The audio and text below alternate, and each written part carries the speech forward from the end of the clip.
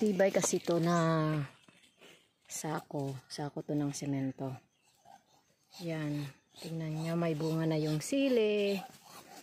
Itong talong wala pa.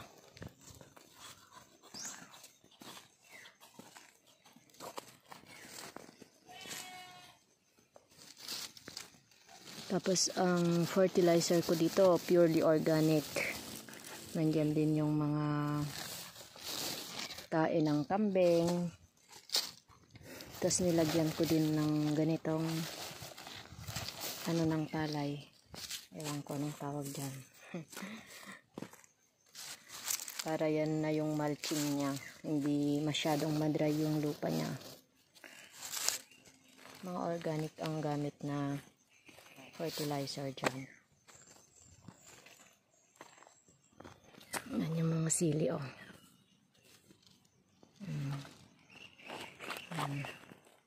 Madami ng bunga.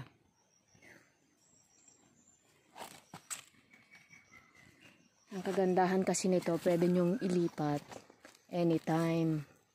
Pag may bagyo, pwede nyo ring ipasok sa bahay nyo para hindi siya masira.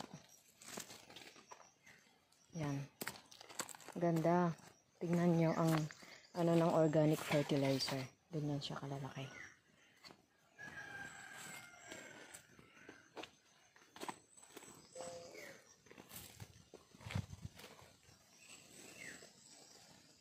Hindi pa kasi tumutubo yung para dito sa taas niya.